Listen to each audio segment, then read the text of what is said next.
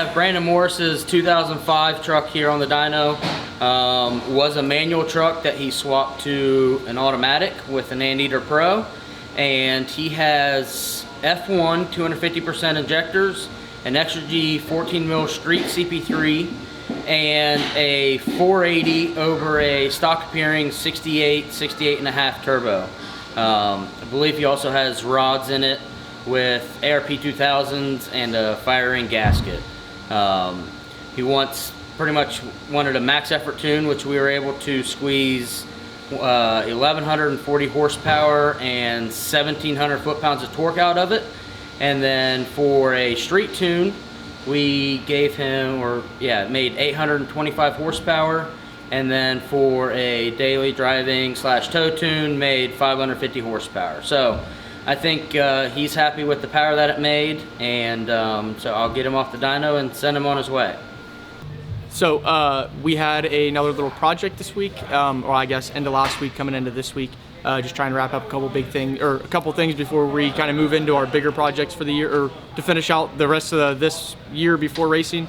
But this is Jordan Schrader's truck. He just got a set of side-by-side compounds, factory AC, all that kind of stuff. Did it in black powder coat, so yeah, just trying to finish up downpipe today and go rip on it a little bit, and then I think we're gonna dyno it, and that should be it with it. So a little bit more on Jordan Schrader's truck. We got the turbos done yesterday, got everything done, and went out to drive it and realized we had a big boost leak. And typically I usually double check all my stuff pretty good, so pulled it back in, boost checked it, and had a really bad boost leak. Well, this is what happens when a transmission line rubbed a hole in his charge pipe. So this is kind of something that there's a lot of people that, like, he's been driving, I'm assuming whoever, if he had just bought it or whatnot, has been driving it for a while like this. Obviously it's not the best thing, and it's not going to make near the power it should. So something to always check is make sure nothing's rubbing any of your piping and stuff, so it doesn't create a problem like that. Alright, we have Mitch Conley's truck here.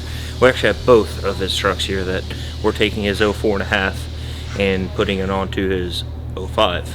He had done a list of things here this spring on this truck that you're looking at. We've done injectors, 200% XSG injectors, a 12 mil CP3, a Tater 6767, a Comp 2, CNR coolers, traction bars, air dog with a sump, Anteater Pro upgrade.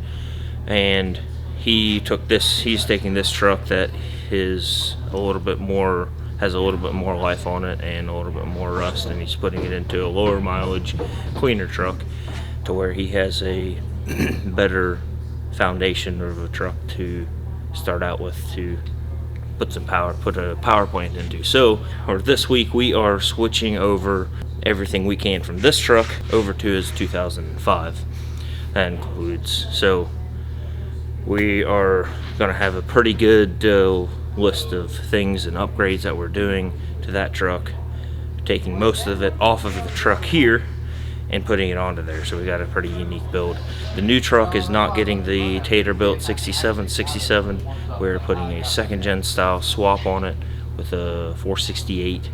Not sure the specs on the exhaust housing just yet, but it should be a really fun build to look at and see what we can get on the dyno at the end of the week.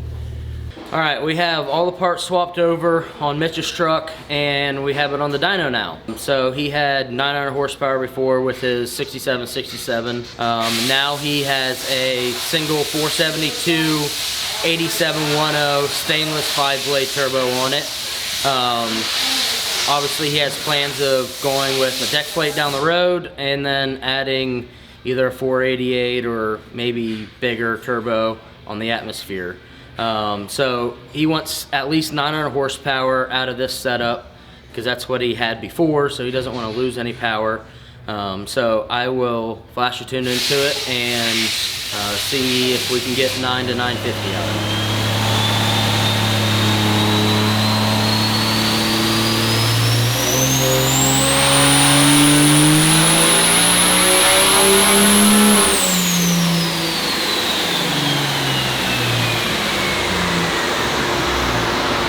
Alright, we have Mitch Conley's truck all wrapped up here.